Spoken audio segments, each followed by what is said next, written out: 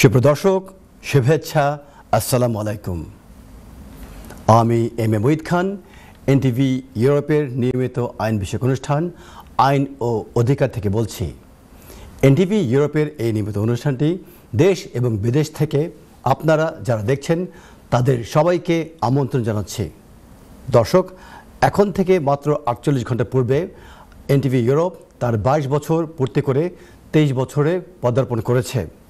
এনটিভির এই 22 বছর পূর্তি উপলক্ষে যে জন্মদিনের অনুষ্ঠান আয়োজন করা হয়েছিল, সেই অনুষ্ঠানে আমি উপস্থিত হয়েছিলাম এবং বাংলাদেশি কমিটির ভিতর থেকে এনটিভির যে অগণিত দর্শক এবং কলাকুশলী এবং যারা বিজ্ঞাপনদাতা তারা উপস্থিত হয়েছিলেন, কয়েক শতভাবে উপস্থিত হয়েছিলেন।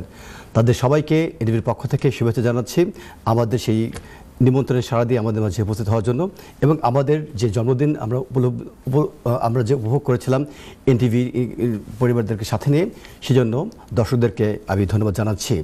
এবং এর পাশাপাশি আমি প্রত্যাশা ব্যক্ত করছি এনটিভি 22 বছর পদার্পণ শেষ করে 23 বছর যেভাবে উপনীত হয়েছে এবং বিগত 22 বছরে যেভাবে বিভিন্ন বস্তুনিষ্ঠ অনুষ্ঠান উপহার দিয়ে বস্তুনিষ্ঠ যে নিউজ উপহার দিয়েছে কমিউনিটির প্রতি, তা অব্যাহত থাকবে।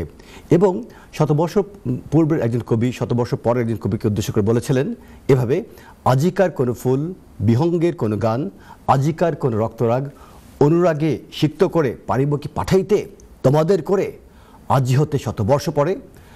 শতবর্ষ পূর্বে এই জায়গাতে অবস্থান করে আমি প্রত্যাশা ব্যক্ত করছি শতবর্ষ পরবর্তী পর্যায়ে আরও কোনো একজন টিভি প্রেজেন্টার যে হবে আমাদের যুক্তরাজ্যের শ্রেষ্ঠ একজন আইনজীবী, সেও এই টিভি চ্যানেলে দাঁড়িয়ে গর্বের সাথে বলবে যে আমাদের এনটিভি ব্রিটিশ বাংলাদেশি কমিউনিটির ভিতরে নাম্বার 1 টিভি চ্যানেল।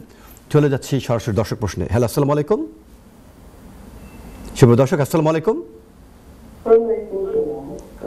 বোন কেমন আছেন? আমি এখন কথা দিতেই পারি। হ্যাঁ বল বোন, আপনি কেমন আছেন?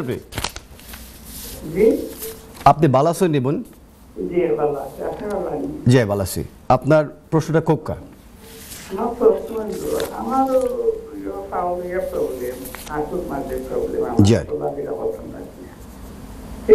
আমার কেউ নাই করবার, আমি হারমোনি আনতাম আমার খেলার হিসাবে। আচ্ছা, আর কোন প্রশ্ন আছে আপনার? ধন্যবাদ। হ্যাঁ, যেহেতু আপনার পায়ে ব্যথা, কেয়ারার হিসেবে বাংলাদেশ থেকে কাউকে ভিজিট ভিসাতে কেয়ারার হিসেবে কাউকে এমন কোনো ভিসার সিস্টেম নেই যে বাংলাদেশ থেকে কাউকে আপনার পার্সোনাল কেয়ারার হিসেবে নিয়ে আসতে পারবেন। তবে হ্যাঁ, ভিজিট ভিসাতে বাংলাদেশ থেকে যদি আপনার কোনো আত্মীয়স্বজন থেকে থাকে তাকে নিয়ে আসতে পারবেন। পারপাস হচ্ছে এই যে যিনি বাংলাদেশ থেকে আসবেন, যেহেতু আপনার পায়ে ব্যথা এবং এই কারণে আপনি হাঁটতে পারছেন না এবং মুভ করতে পারছেন না, এটিকে ব্যবহার করে বাংলাদেশ থেকে যদি কাউকে আনতে চান ভিজিট ভিসায়, এটি কিন্তু একটু খুব গুরুত্বপূর্ণ রিজন হতে পারে।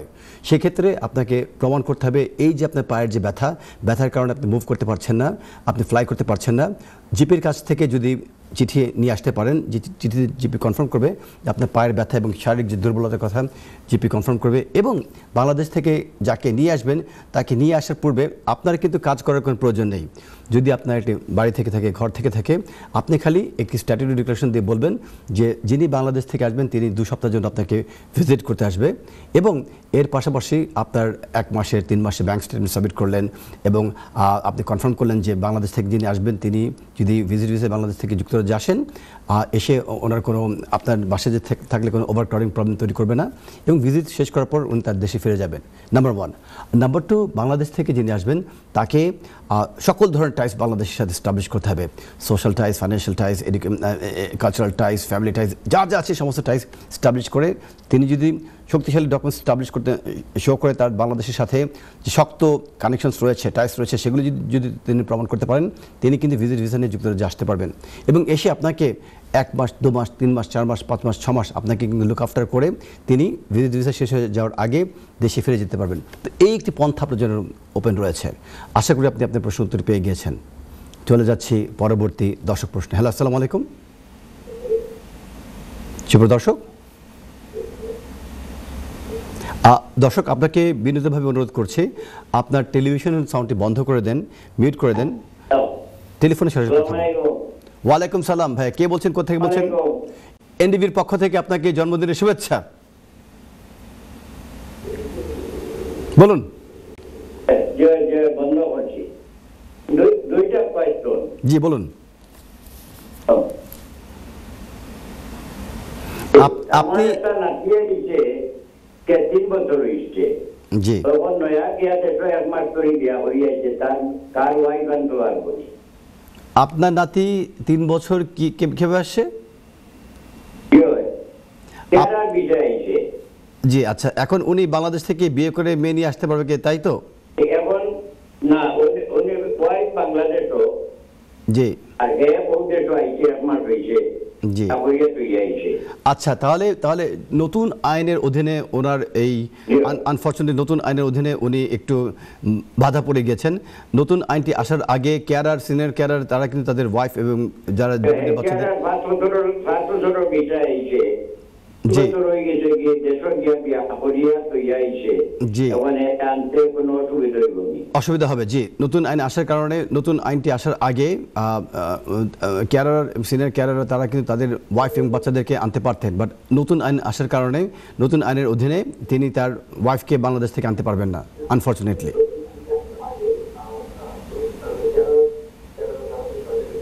আমি দুঃখিত আপনাকে এভাবে উত্তর দেওয়ার জন্য, বাট নতুন আইনটি আসার আগের আইনের অধীনে তিনি আনতে পারতেন, বাট নতুন আইন পরিবর্তন হয়ে গেছে যে কারণে উনি আনতে পারবেন না। দুঃখিত। চলে যাচ্ছি আমরা পরবর্তী দর্শককে আমরা হারিয়ে ফেলেছি। তো যে জায়গাতে থেমে গিয়েছিলাম এনটিভির জন্মবার্ষিকীর কথা বলতে গিয়ে, তো আমাদের ব্রিটিশ বাংলাদেশি কমিটির পক্ষ থেকে আমরা এনটিভির কর্তৃপক্ষ যা এক্সপেক্ট করেছিলাম তার থেকে দ্বিগুণ দর্শক এবং অতিথি উপস্থিত হয়েছিলেন। প্রচণ্ড ঘেমে প্রচণ্ড গরম ছিল, সেই গরম উপেক্ষা করে 4 মাইল ড্রাইভ করে ব্যারিস্টার শামস তিনি এসেছিলেন আমাদের এই এনটিভি ইভেন্টে অ্যাটেন্ড করার জন্য। এবং এর পাশাপাশি আমিন রাজা ভাই, তিনি বাংলাদেশের ব্রিটিশ বাংলাদেশ কমিটির বিখ্যাত গায়ক, তিনি উপস্থিত হয়েছিলেন। পাশাপাশি কমিউনিটির ডাক্তার, ইঞ্জিনিয়ার, ব্যারিস্টার, সলিসিটর থেকে শুরু করে উচ্চ পদস্থ কর্মকর্তা থেকে শুরু করে একদম রাস্তার যে সাধারণ দর্শক তারা উপস্থিত হয়েছিলেন। তাদের সবাইকে আমাদের পক্ষ থেকে আমি ধন্যবাদ জানাচ্ছি। আর স্পেশাল ধন্যবাদ জানাচ্ছি আমার গিন্নি, আমার ওয়াইফকে, প্রিয়তম স্ত্রীকে। সে কষ্ট করে প্রায় 2.5 ঘন্টা ধরে একটি চা তৈরি করেছিল, যেই চা হিট হয়েছে। আমি বাইরে গিয়ে সেই চা খাবে এভাবে করেছিলাম। প্রায় 50 থেকে 70 থেকে 80 জন দর্শক এবং আমন্ত্রিত অতিথি তারা কিন্তু সেই চা উপভোগ করেছে এবং তাদের ভাষা ছিল চুমুকি তৃপ্তি, এরকম আনন্দ তারা পেয়েছিল। সেই কারণে আমার গিনি তোমাকে ধন্যবাদ জানাচ্ছি। এই জায়গাতেই যাকে ভালোবাসবেন, সামনে থেকে আমরা ভালোবাসবো, পেছন থেকে আমরা ভালোবাসবো। আমরা এনটিভিকে সামনে থেকেও ভালোবাসি, পেছন থেকেও ভালোবাসি। সেভাবে আপনারাও আপনাদের মাঝে যারা বন্ধু রয়েছে, যাদেরকে আপনারা বন্ধু বলে ডাকবেন, সামনে থেকেও ভালোবাসবেন, পেছনে গিয়েও তাকে বন্ধু হিসেবে ভালোবাসবেন। পেছনে গিয়ে কখনোই ছুরি দিয়ে তাকে আঘাত করার অপচেষ্টা করবেন না, তাহলে আপনারা হয়ে যাবেন 21 শতাব্দীর নয়া মির্জাফর, 21 শতাব্দীর ঘসিদে বেগম। তো চলে যাচ্ছি অনুষ্ঠানের আপডেট পর্বে। অনেকগুলো আপডেট আমাদের মাঝে এসে উপস্থিত হয়েছে। 27 পৃষ্ঠার মূল স্টেটমেন্ট অফ চেঞ্জেস নিয়ে, 8 পৃষ্ঠার মেমোরেন্ডাম নিয়ে একটি মানে গ্রাউন্ড ব্রেকিং এবং আপডেট 24শে জুন 2025-এ হোম অফিস প্রকাশ করেছে। সেখান থেকে যে গুরুত্বপূর্ণ কতগুলো আপডেট আপনাদের মাঝে নিয়ে আমি উপস্থিত হয়েছি। প্রথম আপডেটটি ইউ সেটেলমেন্ট স্কিমের ক্ষেত্রে প্রযোজ্য। নতুন এই আইনটি কার্যকরী করা হবে 16 জুলাই 2025 থেকে। যারা প্রি সেটেলমেন্ট স্ট্যাটাস নিয়ে যুক্তরাজ্যে অবস্থান করছেন, 5 বছরের মধ্যে যদি অন্তত 30 মাস তারা যুক্তরাজ্যে অবস্থান করেন, তাহলে স্বয়ংক্রিয়ভাবে তাদেরকে সেটেলমেন্ট স্ট্যাটাস দিয়ে দেওয়া হবে। চলে যাচ্ছি দর্শক প্রশ্নে। হ্যালো, আসসালামু আলাইকুম। ওয়ালাইকুম সালাম রহমতুল্লাহ। ভাই কেমন আছেন আপনি? এনটিভির পক্ষ থেকে আপনাকে, আমি ভালো আছি এবং এনটিভির পক্ষ থেকে আপনাকে জন্মদিনের শুভেচ্ছা। জি জি জি, আমি প্রতি মাসে একবার আসি, প্রথম স্যাটারডেতে। আমি প্রচণ্ড ব্যস্ত হয়ে যাওয়ার কারণে আমি দুঃখিত আপনাদের মাঝে এসে উপস্থিত হতে পারি না, বাট আপনাদের প্রতি আমার ভালোবাসা রয়েছে, আপনাদের প্রতি আমার দোয়া রয়েছে। হ্যাঁ একটা প্রশ্ন, জি বলুন। আমি আগামী বছর মার্চে আমি ন্যাচারালাইজেশনের জন্য অ্যাপ্লাই করব, বাট কি আমার বলুন, শুনতে পাচ্ছি। কি আমার কার্যকর থাকবে ওর চেঞ্জ দিবে? আপনি কি বিয়ন দিয়েছিলেন? যে B1 দিয়ে আমি তো ইন্ডিপেন্ডেন্ট লিভ টু রিমেইন পেয়েছেন। তো দুভাবে মানে এই ইংলিশ ল্যাঙ্গুয়েজ টেস্টটিকে দুভাবে মূল্যায়ন করা হয়। বিয়ন্ড যে টেস্টটি এই সার্টিফিকেটে ভ্যালিড থাকে 2 বছরের জন্য। তবে ইমিগ্রেশন আইনের অধীনে যদি কোনো একবার এই সেই সার্টিফিকেটে ব্যবহার করে আপনি যদি ইনডেফিনিট লিভ টু রিমেইন পেয়ে থাকেন, আপনি ভবিষ্যতে এই একই সার্টিফিকেট ব্যবহার করে কিন্তু আপনি ন্যাচারালাইজেশনের জন্য আপনি অ্যাপ্লিকেশন সাবমিট করতে পারবেন। এটি আইনের ভেতরের একটি ধারার ভিতরে রয়েছে। সুতরাং আপনাকে নতুন করে কোনো বিয়ন্ড টেস্ট পাস করতে হবে না। এটি প্রথম জিনিস বলছি আপনাকে, বলুন। আমার প্রশ্নটা হচ্ছে যে শুনতেছি যে B2 ওখান থেকে করবে, এই জন্য আমি বলছি আপনাকে এটি প্রথম উত্তর। দ্বিতীয় উত্তরটি হচ্ছে আনফর্চুনেটলি হোম অফিসের ভিতরে প্রচুর কেস সরকার নতুন জয়েন করেছে যারা ট্রেনিং, এবং অনেকের ভিতরে এই জ্ঞানটি নেই যে পুরনো যে ইংলিশ ল্যাঙ্গুয়েজ সার্টিফিকেট ব্যবহার করা যায় ফার্দার অ্যাপ্লিকেশনগুলোর ক্ষেত্রে। সেক্ষেত্রে এই ধরনের ধোঁয়াশা, এই ধরনের যে সমস্যা, এগুলো থেকে ত্যাগ করার জন্য আপনি একটি টেস্ট দিয়ে নতুন সার্টিফিকেট নিয়ে আপনি অ্যাপ্লিকেশন সাবমিট করতে পারেন। এটি হচ্ছে আরেকটি উত্তর। আর তৃতীয় যে উত্তরটি আপনি বলেন B2, এটি আপনার ক্ষেত্রে প্রযোজ্য হবে না, এখনও সেই ধরনের কোনো আইন আসেনি। তবে সরকার পক্ষ থেকে, হোম অফিস পক্ষ থেকে পরিকল্পনা করা হচ্ছে যে ভবিষ্যতে এই ইংলিশ ল্যাঙ্গুয়েজ টেস্টটিকে আরও কঠোর করা হবে, এমনকি লাইফ ইন দ্য ইউকে টেস্টটিকেও কঠোর করা হবে। তো আপনার ক্ষেত্রে B2 টেস্ট পাস করতে হবে না। আর কি কোনো প্রশ্ন আছে আপনার? না ভাই, ওটা আমি বোঝার জন্য প্রশ্নটা করছিলাম। এবং আপনার জন্য গুড লাক আমি উইশ করছি আমি আপনার ভবিষ্যৎ অ্যাপ্লিকেশনের জন্য। থ্যাংক ইউ ভাই, থ্যাংক ইউ ভাইয়া, ধন্যবাদ। আর অন্যান্য, ওয়ালাইকুম সালাম ভাইয়া, ভালো থাকেন। চলে যাচ্ছি পরবর্তী দর্শক প্রশ্ন। হ্যালো, আসসালামু আলাইকুম। আমরা এই দর্শক হারিয়ে ফেলেছি। যেহেতু এই দর্শকদিন প্রশ্ন করেছিলেন ইংলিশ ল্যাঙ্গুয়েজ টেস্ট সংক্রান্ত বিষয়ে, তিনি প্রশ্ন করেছিলেন, অন্যান্য দর্শকদের উদ্দেশ্যে আমি আন্তরিকভাবে অনুরোধ করছি, আপনারা যারা বর্তমানে লিমিটেড লিভ টু রিমেইন নিয়ে অবস্থান করছেন যুক্তরাজ্যে, 10 বছর ব্যাপী, 5 বছর ব্যাপী মেয়াদি যে প্রসেস, সেগুলো অধীনে আপনাদের সবার প্রতি আমার বিনীত অনুরোধ হচ্ছে, আপনারা অতি দ্রুত লাইফ ইন দ্য ইউকে টেস্টটি পাস করে ফেলুন। কেন সরকার পরিকল্পনা করছে যে ভবিষ্যতে এই টেস্টটিকে বোধহয় কঠোর থেকে কঠোরতর করা হতে পারে। বর্তমানে যে 24টি প্রশ্ন রয়েছে, 45 মিনিটসের ভেতরে যে এক্সামটির ডিউরেশন, এই ডিউরেশন অর্থাৎ সময়সীমাকে বাড়িয়ে দেওয়া হতে পারে, প্রশ্নের সংখ্যা বাড়িয়ে দেওয়া হতে পারে, 24টির জায়গায় হয়তো 50টি হয়ে যেতে পারে, 100টি হয়ে যেতে পারে, উই ডোন্ট নো। স্ট্রাকচারটি কী হবে সেই সংক্রান্ত বিষয়ে সরকার এখন কোনো পরিকল্পনার কথা ঘোষণা করেনি। তবে বলা হয়েছে লাইফ ইন দ্য ইউকে টেস্টের ক্ষেত্রে কিন্তু পরিবর্তন আসবে। এবং আপনারা যদি লক্ষ্য করে দেখেন, যখনই কোনো পরিবর্তন আসে ইমিগ্রেশন আইনের ক্ষেত্রে, সেই ক্ষেত্রে কিন্তু সহায়ক হয়ে যে পরিবর্তন আসবে, স্পেশালি ইংলিশ ল্যাঙ্গুয়েজ টেস্ট সংক্রান্ত বিষয়ে, তা কিন্তু নয়, কঠোর থেকে কঠোর করা হয়।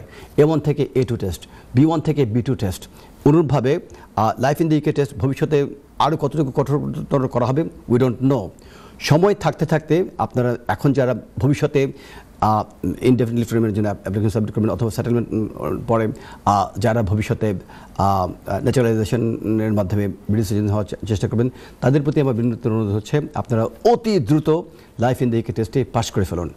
A1 টেস্ট থাকলে A2 টেস্ট পাস করে ফেলুন, A2 টেস্ট থাকলে B1 টেস্ট পাস করে ফেলুন, B1 টেস্ট থাকলে B2 টেস্ট পাস করে ফেলুন, যাতে করে নতুন ঝড় আসার আগেই you will be ready with the umbrella, ইনশাল্লাহ।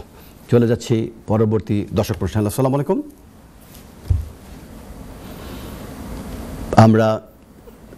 আমরা এই দর্শককে হারিয়ে ফেলেছি। তো প্রথম যে লিগ্যাল আপডেটটি দিয়ে শুরু করেছিলাম, সেই লিগ্যাল আপডেটটি ছিল ইউ সেটেলমেন্ট স্কিমের ক্ষেত্রে প্রযোজ্য। যারা বর্তমানে যুক্তরাজ্যে ইউ সেটেলমেন্ট স্কিমের অধীনে প্রি সেটেল স্ট্যাটাস নিয়ে অবস্থান করছেন 5 বছরের মধ্যে। আমি আবার দর্শক প্রশ্নে চলে যাচ্ছি। হ্যালো, আসসালামু আলাইকুম। ওয়ালাইকুম সালাম। বোন, কে বলছেন, কোথা বলছেন? শুরুর আগে এনটিভির পক্ষ থেকে আপনাকে জন্মদিনের শুভেচ্ছা।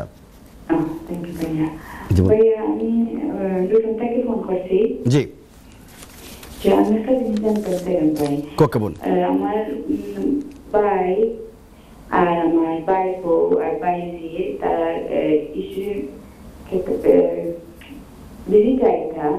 তারা ভিসা পাইছেন। আমার ভাই বউটা প্রেগনেন্ট। জি, তো তারা না ইয়ে না নিয়ে তারা সেইটা ওই দেশের তো দেখা মানে পরিস্থিতিটা খুব খারাপ। তো তারা ইয়ে না নিয়ে ওনায় সেইটা রই দিতা। জি, তারা কোনো আইলে অ্যাসাইলেন্ট মানলে কতক্ষণ সাকসেসফুল হইবা বা অনেক প্রেগনেন্ট টাইম অনেক কোনো NHS কোনো ফ্রি হইব নি, কিছু হইব নি, ওটা তাকে একটু জানতাম চাই। আচ্ছা, এটার উত্তর আমি এটা দুইভাবে উত্তর দিচ্ছি, কারণ এটা খুব কনফিডেন্সিয়াল প্রশ্ন আপনি জিজ্ঞেস করেছেন।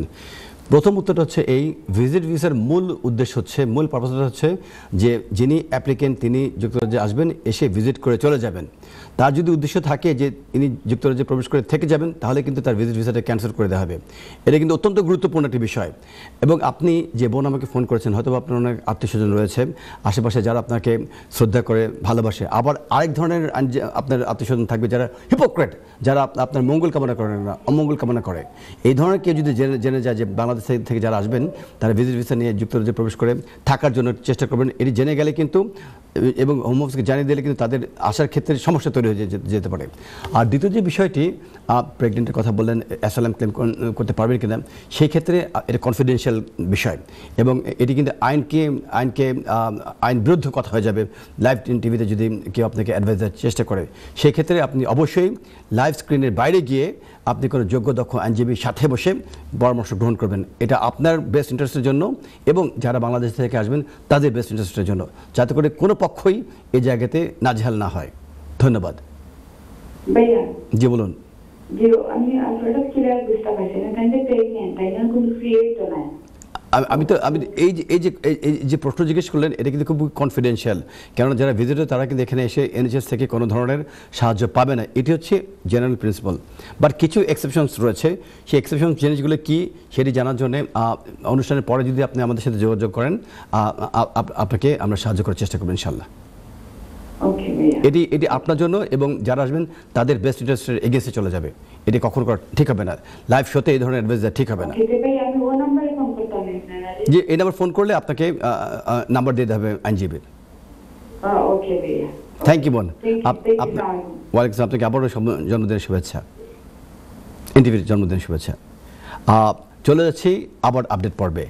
আমি শুরু করেছিলাম ইউ সেটেলমেন্ট স্ট্যাটাস নিয়ে, যারা যুক্তরাজ্যে অবস্থান করেছেন এবং প্রি সেটেলমেন্ট স্ট্যাটাসধারী যে সমস্ত মাইগ্রেন্ট যুক্তরাজ্যে অবস্থান করেছেন তাদেরকে নিয়ে। 5 বছরের ভিতরে তারা যদি 30 মাস যুক্তরাজ্যের ভেতরে অবস্থান করেন, তাহলে তারা কিন্তু সরাসরি স্বয়ংক্রিয়ভাবে তারা সেটেলমেন্ট পেয়ে যাবেন নতুন আইনটির অধীনে, যে আইনটি কার্যকরী করা হয়েছে 16 জুলাই 2025 সাল থেকে। অর্থাৎ তাদেরকে নতুন করে কোনো অ্যাপ্লিকেশন সাবমিট করতে হবে না, স্বয়ংক্রিয়ভাবে তাদেরকে সেটেলমেন্ট স্ট্যাটাস দিয়ে দেওয়া হবে। এর পাশাপাশি আরেকটি গুরুত্বপূর্ণ আপডেট, যেটিকে বলা হয়েছে রেস্ট্রিক্টেড লেট। 7 জুলাই 2025 থেকে নতুন এই আইনটিকে কার্যকরী করা হয়েছে।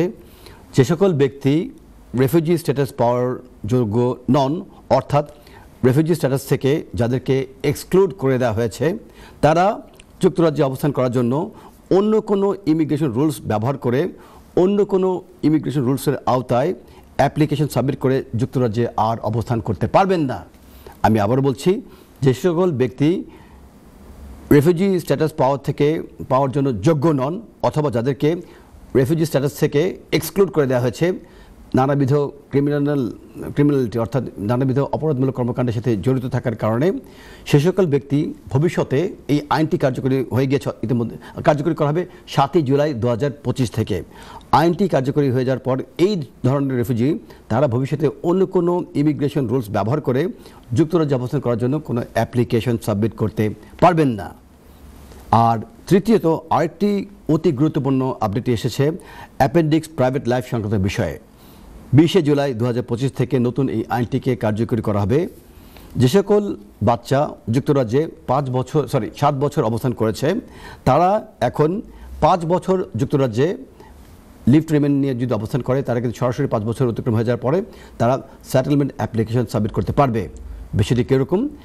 অতীত আইনের অধীনে যে সকল বাচ্চা যুক্তরাজ্যে, মানে যে সকল বাচ্চা ফরেন বর্ন, যে সকল বাচ্চা যুক্তরাজ্যে এসে 7 বছর অবস্থান করেছে, তাদেরকে যুক্তরাজ্যে অতীত আইনের অধীনে আড়াই বছর করে 10 বছর অবস্থান করতে হতো এবং 10 বছর অবস্থান করার পর তাদেরকে আমি দর্শক প্রশ্ন চলে যাচ্ছি। হ্যালো, আসসালামু আলাইকুম। হ্যালো সুপ্রিয় দর্শক, হ্যালো আসসালামু আলাইকুম। সুপ্রিয় দর্শক, হ্যালো আসসালামু আলাইকুম। সুপ্রিয় দর্শক, হ্যালো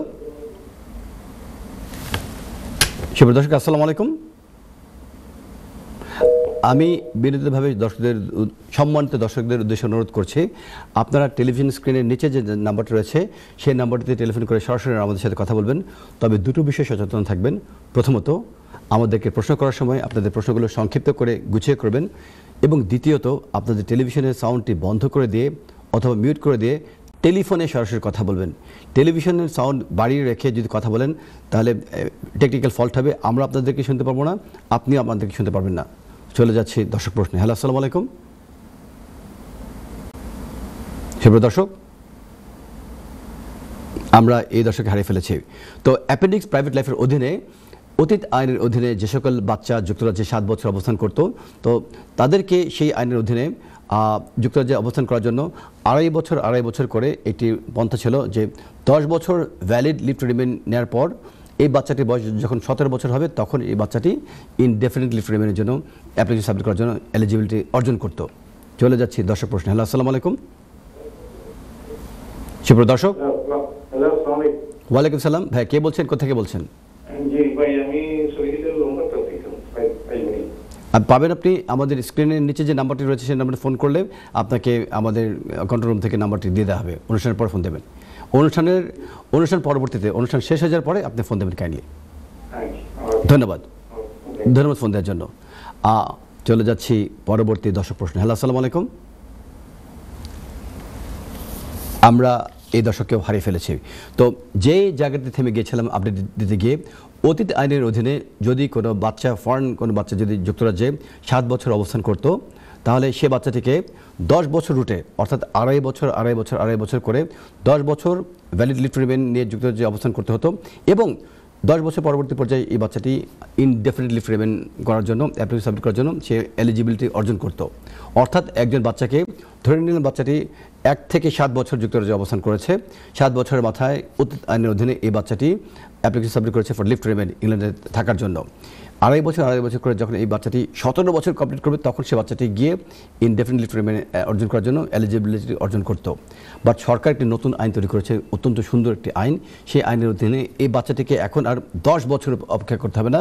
এই বাচ্চাটি 5 বছর যদি কোনো ভ্যালিড লিভ টু রিমেইন নিয়ে যুক্তরাজ্যে অবস্থান করে, 5 বছর অতিক্রম হয়ে যাওয়ার পর এই বাচ্চাটি সরাসরি ইনডেফিনিট লিভ টু রিমেইনের জন্য অ্যাপ্লিকেশন সাবমিট করতে পারবে।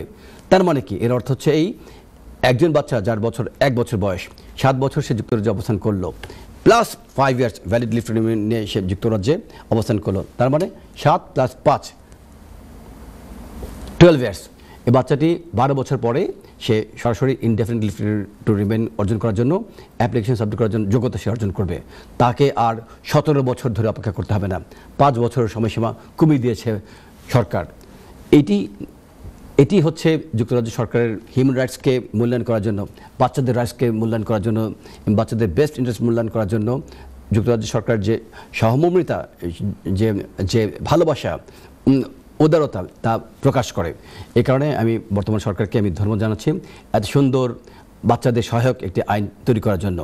এবং এর পাশাপাশি অন্যান্য দর্শকদের উদ্দেশ্যে আমি আবারও এনটিভির পক্ষ থেকে এনটিভির যে জন্মদিন পার করেছি সেই জন্মদিনের আনন্দ এখনও আমাদের মাঝে রয়েছে, সেই আনন্দ আপনাদের মাঝে পৌঁছে দিয়ে আপনাদেরকে আবারও এনটিভির পক্ষ থেকে জন্মদিনের শুভেচ্ছা জানাচ্ছি। বিজ্ঞাপন বিরতির পর আমি আবার ফিরে এসেছি আপনাদের অতি জনপ্রিয় অনুষ্ঠান আইন ও অধিকার অনুষ্ঠানকে সাথে নিয়ে। অনুষ্ঠানের এই পর্যায়ে সরাসরি একজন দর্শক আমাদের সাথে আছেন। চলে যাচ্ছে দর্শক প্রশ্ন। হ্যালো, আসসালামু আলাইকুম। ওয়ালাইকুম সালাম। ভাই, কেমন আছেন? আপনাকে এনটিভির পক্ষ থেকে জন্মদিনের শুভেচ্ছা। জি, থ্যাংক ইউ। আপনার প্রশ্ন করুন ভাইয়া, কাইন্ডলি। যে আমাকে বলছেন? জি, আপনার প্রশ্ন করুন প্লিজ। ওই যে আমি তো আপনাকে বললাম আমার ওই যে ওয়াইফাইয়ের ব্যাপারে। জি, ওয়াইফাই আমার কালে 29,000 দেখাতে হবে। তো আমি আমার কোম্পানিটা মনে করেন একই কোম্পানি দুইটা ব্রাঞ্চে আমি কাজ করি আর কি, এক জায়গায় 30 ঘন্টা আর এক জায়গায় 24 ঘন্টা। জি, প্রশ্ন আপনি বললেন দুইটা ব্রাঞ্চ, এখন আপনার কি দুইটা আলাদা আলাদা চেক আসে? জি, আপনি যে বললেন দুইটা ব্রাঞ্চ, এখন দুইটা ব্রাঞ্চ থেকে কি আলাদা আলাদা চেক আসে নাকি? আলাদা আলাদা আমরা চেক ফেসিলিটি আসে, এবং এই দুইটা যে ব্রাঞ্চ এদের কি আলাদা আলাদা নাম কোম্পানিগুলোর? জি, আলাদা নাম।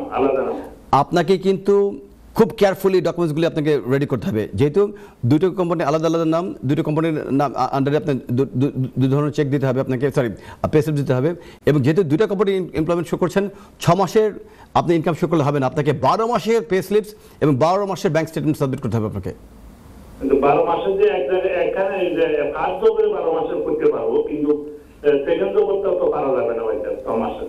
যদি সেকেন্ড জব না পারেন আপনি কোনো অ্যাপ্লিকেশন সাবমিট করবেন না এখন, তার কারণ হচ্ছে আপনার এখন এক একটি অ্যাপ্লিকেশনের ফি বেড়ে গিয়েছে। আমরা যতটুকু মনে করব, আপনি বলেছিলেন আপনার ওয়াইফ এবং বাচ্চার জন্য অ্যাপ্লিকেশন সাবমিট করবেন, তাই তো? তাহলে এক একটি অ্যাপ্লিকেশনের জন্য ইন্ডিভিজুয়াল আপনাকে প্রায় 4000 পাউন্ড পে করতে হবে। আপনার ওয়াইফ এবং আপনার বাচ্চা দুটো মিলে প্রায় 8000 পাউন্ড চলে যাবে। আর সলিসিটর ফি যদি ধরেন আপনি প্রায় 8, 9, 10,000 পাউন্ডের মতো চলে যাবে আপনার খরচ। যদি আপনার আরেকটি জবে 6 মাসের বেশি দেখাতে পারছেন না, ডোন্ট সাবমিট এনি অ্যাপ্লিকেশন, কেননা আপনি ক্রাইটেরিয়া স্যাটিসফাই করতে পারবেন না। আপনি আর 6 মাস অপেক্ষা করেন, করে 12 মাস শেষ হয়ে যাওয়ার পরে যখন দুইটি জব 12 মাস। আপনার কথা আমি বুঝছি যে ধন্যবাদ। আমার ছেলে যে ওভার হয়েছে, যে আমার ছেলে আগামী বছর মাসের এপ্রিল 18 তারিখে 18 হয়ে যাবে। ও আচ্ছা, যিনি অ্যাপ্লিকেন্ট মানে বাচ্চা তার বয়স 18 হয়ে যাচ্ছে। জি জি। আচ্ছা, আগামী বছরের মার্চ মাসে? জি, মার্চের 18 তারিখ। আচ্ছা, মার্চের 18তে যদি আগামী বছরে আপনার বাচ্চার বয়স 18 হয়ে যায়, আমরা কিন্তু এখন আছি সেপ্টেম্বরে, আপনার দরকার 6 মাস, অক্টোবর, নভেম্বর, ডিসেম্বর, জানুয়ারি, ফেব্রুয়ারি, মার্চ, মানে তখন গিয়ে আর 6 মাস হচ্ছে, তাই তো? জি। আপনি এটি চেক ব্যাক করে দেখেন যে আপনার বর্তমানে যে 6 মাস রয়েছে, আর 6 মাস কবে গিয়ে শেষ হচ্ছে। যদি এমন হয় যে ফেব্রুয়ারিতে গিয়ে আপনার 6 মাস কমপ্লিট হচ্ছে, তাহলে কিন্তু 12 মাস ফেব্রুয়ারিতে গিয়ে শেষ হয়ে গেল আপনার। ইমিডিয়েটলি আপনি ফেব্রুয়ারিতে অ্যাপ্লিকেশন সাবমিট করবেন। আপনার ছেলে বয়স যদি 18 বছর হওয়ার একদিন আগে সাবমিট করেন, কোনো সমস্যা নেই। আর আপনার ছেলে যদি 18 বছর উপরে হয়ে যায়, তারপর আপনি অ্যাপ্লিকেশন সাবমিট করতে পারবেন, তখন সে অ্যাপ্লাই করবে as an adult, but he is not living any independent life, he is dependent upon the support of the mother and the father। এইভাবে আপনাকে অ্যাপ্লিকেশন সাবমিট করতে হবে। তখন আপনার বড় বাচ্চাটি অ্যাডাল্ট হিসেবে অ্যাপ্লিকেশন সাবমিট করবে। আর যদি আপনি 18 বছর হয়ে যাওয়ার আগে যদি অ্যাপ্লিকেশন সাবমিট করেন, তাহলে চাইল্ড হিসেবে সে অ্যাপ্লিকেশন সাবমিট করবে। তো ইমিডিয়েটলি আপনি একটা অ্যাকাউন্টেন্টের সাথে যোগাযোগ করে দেখেন আপনার আরও 6 মাস কবে পড়তে হচ্ছে। যদি জানুয়ারিতে পড়তে হয়ে যায়, আলহামদুলিল্লাহ, জানুয়ারিতে গিয়ে অ্যাপ্লিকেশন সাবমিট করবেন। ফেব্রুয়ারিতে হলে ফেব্রুয়ারিতে অ্যাপ্লিকেশন সাবমিট করবেন। আর যদি আপনার ছেলে বয়স, আপনাকে আমি এখানে একটু থামাই দিতে পারি। জি বলুন। আপনি বললেন যে 1 বছরের ফেসিলিটি দেখাইতে হবে, 1 বছরের ফেসিলিটি দেখাইতে গেলে আমার ছেলের 18 ওভার হয়ে যায়। আচ্ছা, জি জি, আমি বুঝে ফেলেছি আমি। কেননা তাহলে সেই ক্ষেত্রে আপনি আপনার ওয়াইফের অ্যাপ্লিকেশন সাবমিট করবেন আপনি, কারণ আপনার ওয়াইফের অ্যাপ্লিকেশনকে ক্ষতিগ্রস্ত করা যাবে না। এবং আপনার ওয়াইফের অ্যাপ্লিকেশন যদি করেন আপনি, সেই ক্ষেত্রেও আপনাকে মানে 12 মাসের পে স্লিপস লাগবে। 12 মাসের বাইরে আপনি পারবেন না আপনি করতে। তার মানে কি, আপনার ওয়াইফ হোক বাচ্চা হোক, দুটো অ্যাপ্লিকেশনের ক্ষেত্রে আপনাকে 12 মাস কমপ্লিট করার পর আপনাকে সাবমিট করতে হবে। সেক্ষেত্রে আপনার ছেলে যদি আনফর্চুনেটলি 18 পার হয়ে যায়, তখন ব্যাখ্যা দিয়ে দিতে হবে যে আপনার ছেলে যদিও 18 অতিক্রম করে গিয়েছে, বাট স্টিল সে আপনার ফ্যামিলির উপর dependent, he is not leading any independent family life, মানে সে ইন্ডিপেন্ডেন্টলি কোনো লাইফ লিড করছে না, ফাইন্যান্সিয়ালি সে আপনাদের উপর ডিপেন্ডেন্ট। এভাবেও অ্যাপ্লিকেশন সাবমিট করা যায় সাকসেসফুলি, ওয়ারি করবেন না। বাট বলুন। এখন আমার ওয়াইফের জন্য বলে ফাইন্যান্সিয়াল ফ্যাসিলিটি আনা নাকি? না, এনাফ হবে না, আপনাকে 12 মাস কমপ্লিট করতে হবে। আর এক জায়গায় যদি কাম দেখাই, এক জায়গায় যদি কাজ দেখান এবং এক জায়গার ইনকাম থেকে যদি আপনার এই 29,000 পাউন্ড হয়ে যায়, কোনো সমস্যা নেই। আর বাট যদি ছেলের জন্য করা যাবে নাকি? জি, যদি এক জায়গার কাজ থেকে 29,000 পাউন্ড দেখাতে পারেন, আপনার ছেলের জন্য হয়ে যাবে। বাট 2 জায়গার কাজ যদি দেখান, আপনার ছেলের জন্য হবে না, আপনার ওয়াইফের জন্য হবে না। ও আচ্ছা আচ্ছা, বুঝছেন? তাহলে যে এক জায়গার কাজ আপনি যদি 29,000 পাউন্ড শো করতে পারেন, তাহলে আপনি 6 মাসের ভিতরে এটা হয়ে যাবে। আচ্ছা আচ্ছা, একটু কেয়ারফুলি। আরেকটা বলি আমি আপনাকে। জি বলুন। এখন মনে করেন আমি যে টাকা দেশের টাকা আমার ওয়াইফের জন্য পাঠাবো, কত টাকা বানাইতে পারবো? এটা কোনো সমস্যা নেই। আপনি মানে 10,000 পাউন্ড, 10,000 টাকা, 15,000 টাকা, 20,000 টাকা, এটা ডিপেন্ড করে আপনার ফাইন্যান্সিয়াল অ্যাবিলিটির উপরে। আপনি যদি মনে করেন আপনার প্রিয়তম স্ত্রীর জন্য আপনি 100 পাউন্ড পাঠাবেন, এটা বাংলাদেশি টাকাতে প্রায় 15-20,000 পাউন্ড টাকার মতো হয়ে যায়, পাঠান, অসুবিধা নেই। বাট রেগুলার মানি রেমিটেন্সটা কন্টিনিউ করে যাবেন। এবং বাট বি ভেরি কেয়ারফুল, যেহেতু দুটো জব, আপনি দুটো জব হলে আপনাকে অবশ্যই 12 মাসের পে স্লিপ, 12 মাসের ব্যাংক স্টেটমেন্ট সাবমিট করতে হবে। ভাগ্যিস আপনি আমাকে ফোন দিয়েছেন, নয়তো আপনি মানে খুব সমস্যায় পড়ে যেতেন আপনি। জি ভাই, থ্যাংক ইউ। ধন্যবাদ। আর ধন্যবাদ। ওয়ালাইকুম আসসালাম ভাইয়া। আর অন্যান্য দর্শকদের উদ্দেশ্যে বলছি, যারাই এন্টি ক্লিয়ারেন্স অ্যাপ্লিকেশন সাবমিট করবেন তারা একটু কেয়ারফুল হয়ে অ্যাপ্লিকেশন সাবমিট করবেন, কেননা অ্যাপ্লিকেশন সাবমিট করলে দুটো বিভাগ এখন এই অ্যাপ্লিকেশনগুলোকে যাচাই বাছাই করে। প্রথমটি হচ্ছে gov.uk, এটি একটি ওয়েবসাইট।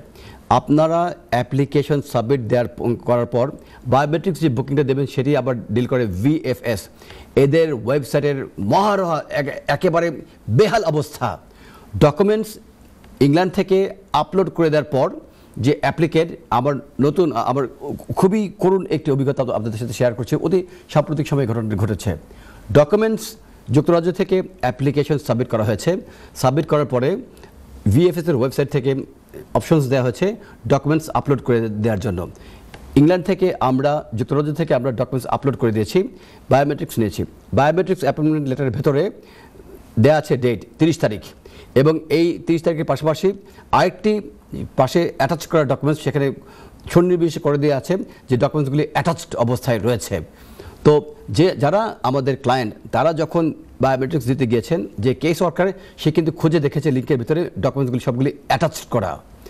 যখন সিদ্ধান্ত নেওয়া হবে 18 দিন পরে আরেকজন কেস ওয়ার্কার আমাদেরকে ইমেল পাঠিয়েছে। ইমেল পাঠিয়ে দেখেন ভাষাটা কি বলা হচ্ছে, এভাবে it appears to be we may not have received your documents. দেখেন কতটুকু গ্যাপ দিয়ে কথা বলেছে। It appears to be we may not have received your documents. তার মানে কি আমাদের কাছে মনে হচ্ছে হয়তোবা আপনাদের ডকুমেন্টসগুলো আমরা পাইনি, এইভাবে কথা বলেছে।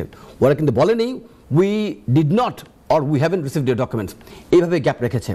এবং এই গ্যাপটি রেখে এই আমার যারা ক্লায়েন্ট ছিলেন তাদেরকে একটু নাস্তানাবুদ করেছে। তাদেরকে ওরা বলেছে যে 5 ওয়ার্কিং ডেজের ভিতরে সমস্ত ডকুমেন্টসগুলো বাই পোস্ট পাঠাতে হবে। এটা কোন ধরনের বিড়ম্বনা!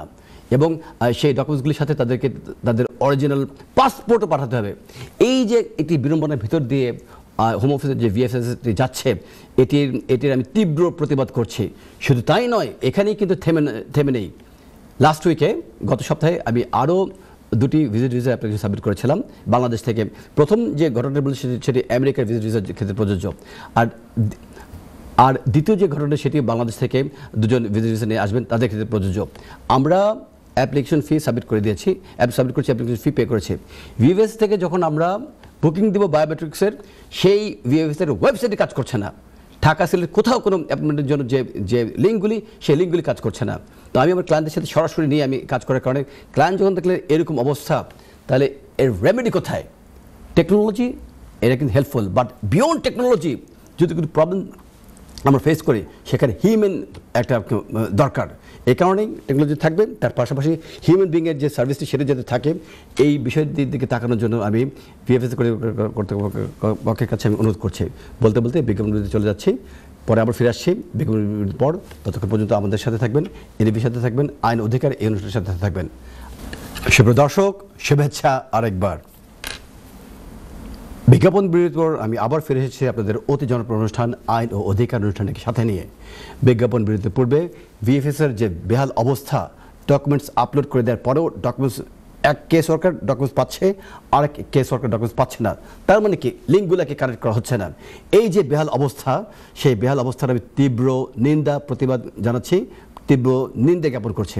এবং পাশাপাশি আপনারা যারাই এই ভিজিট ভিসার জন্য এন্টি ক্লিয়ারেন্স অ্যাপ্লিকেশন সাবমিট করবেন অথবা সেটেলমেন্ট অ্যাপ্লিকেশন সাবমিট করবেন, আপনাদেরকে আমি অনুরোধ করছি যদি সম্ভব হয় স্ক্যানিং সার্ভিসটি আপনারা পারচেস করে নেবেন। স্ক্যানিং সার্ভিসটির মূল্য হচ্ছে মাত্র 1800 টাকা, 1400 টাকা এরকম, less than 20 pounds. Documents upload করে দেওয়ার পরেও যদি কেস ওয়ার্কার সেই জায়গাতে বলে, এক কেস ওয়ার্কার ডকুমেন্টস পাওয়ার পর আর কেস ওয়ার্কার যদি বলে ডকুমেন্টস পায়নি, তাহলে আপনারা কোত্থেকে আপনাদের রেমেডি পাবেন, কোথায় গিয়ে আপনারা আপনাদের সলিউশন পাবেন?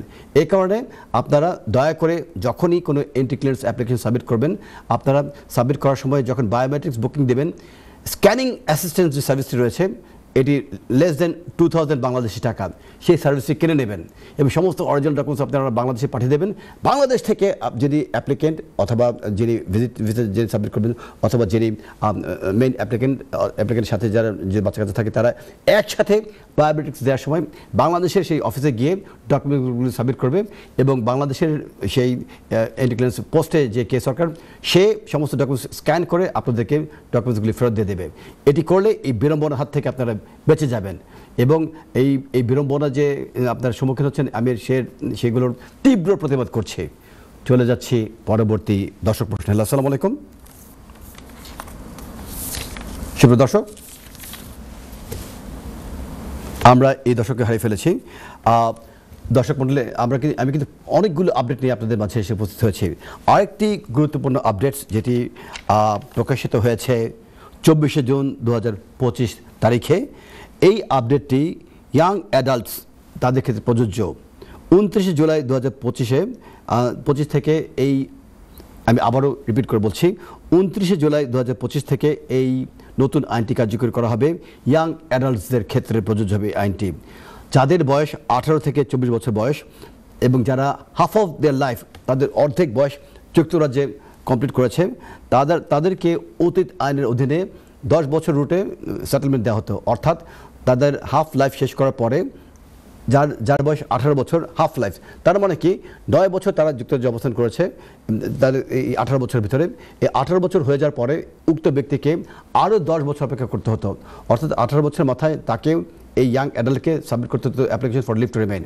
আড়াই বছর করে উক্ত অ্যাপ্লিকেন্টকে 10 বছর থাকার পারমিশন দেওয়া হতো এবং 10 বছর শেষ হওয়ার পর অর্থাৎ 18 + 10 28 বছরের মাথায় এই ইয়াং অ্যাডাল্ট ভবিষ্যতে আইএলআর অর্থাৎ indefinite leave to remain settlement application submit করার জন্য এলিজিবিলিটি অর্থাৎ যোগ্যতা অর্জন করত। সেই ক্ষেত্রে এই ইয়াং অ্যাডাল্টদের জন্য সুসংবাদ, যে ইয়াং অ্যাডাল্ট যাদের বয়স 18 থেকে 24, তারা যদি হাফ অফ দ্য লাইফ যুক্তরাজ্যে শেষ করে ফেলে এবং যুক্তরাজ্যে যদি আড়াই বছর করে 5 বছর যদি তারা যুক্তরাজ্যে অবস্থান করে, 5 বছর এই ভ্যালিড ভিসা নিয়ে অবস্থান করার পর তারা সরাসরি সেটেলমেন্ট অ্যাপ্লিকেশন সাবমিট করতে পারবে। তাদেরকে আর 10 বছর অপেক্ষা করতে হবে না। তার মানে কি অ্যাপ্লিকেন্ট যার বয়স এখন 18, 5 বছর যদি কাউন্ট করে 18, 19, 20, 21, 22, 23 বছর বয়সে মাথায় গিয়ে সেই ইয়াং অ্যাডাল্ট আপনার কিন্তু সরাসরি সেটেলমেন্ট অ্যাপ্লিকেশন সাবমিট করতে পারছে, তাকে আর 28 বছর ধরে অপেক্ষা করতে হবে না। এটি আরেকটি সুন্দর একটি আইন বর্তমান সরকার উপহার দিয়েছে ইয়াং অ্যাডাল্টদের জন্য, সে কারণে বর্তমান সরকারকে আমি ধন্যবাদ জানাচ্ছি।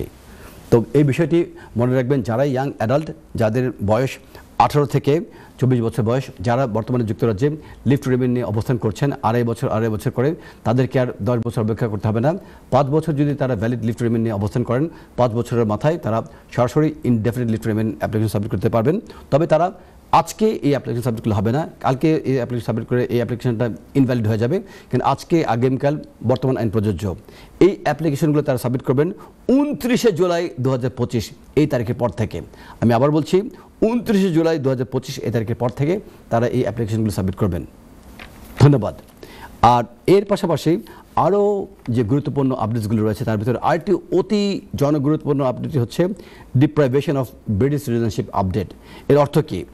মিথ্যে নাম ব্যবহার করে যদি কোনো ব্যক্তি ব্রিটিশ সিটিজেনশিপ অর্জন করে থাকেন, অথবা তথ্য গোপন করে যদি কোনো ব্যক্তি British citizenship application form submit করার পর ব্রিটিশ সিটিজেনশিপ যদি অর্জন করে থাকেন এবং ভবিষ্যতে হোম অফিস যদি বের করে ফেলে যে উক্ত ব্যক্তি যুক্তরাজ্যে মিথ্যে তথ্য ব্যবহার করে, মিথ্যে নাম ব্যবহার করে তাদের ব্রিটিশ সিটিজেনশিপ অর্জন করেছিলেন, তখন হোম অফিসের পক্ষ থেকে তাদের এই ব্রিটিশ সিটিজেনশিপটিকে হরণ করে নেওয়া হয়, তাদেরকে ডিপ্রাইভ করে ফেলা হয় এই ব্রিটিশ সিটিজেনশিপের ক্ষেত্রে।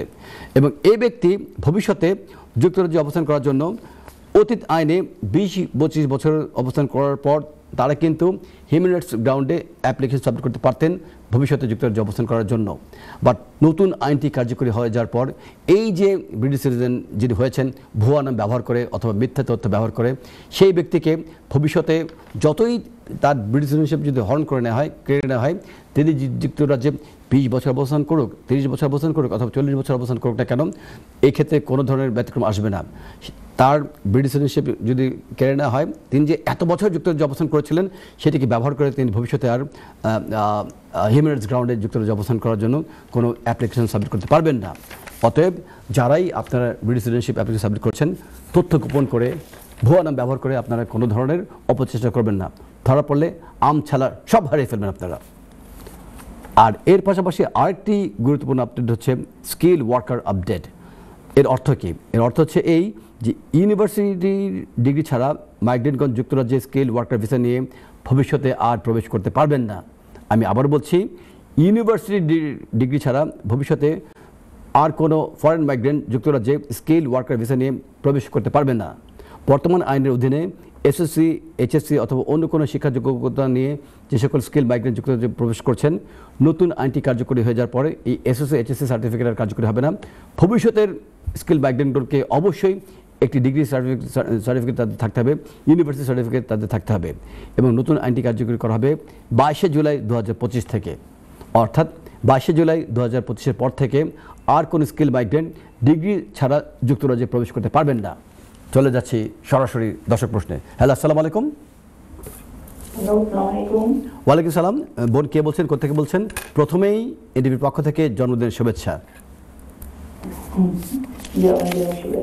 জি বলুন।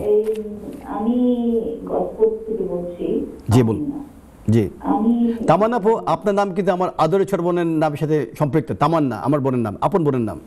জি বলুন। আচ্ছা, আমি ফাহামিনা, নট তামান্না। ও, আমি দুঃখিত, আমি শুনতে ভুল বলছি। জি স্যার, জি বলুন। ভাই, আমার প্রশ্ন হলো, আমি অসুস্থ। জি। এবং অসুস্থ মানে আমাকে কেয়ার দেওয়ার ব্যবস্থা করা হচ্ছে।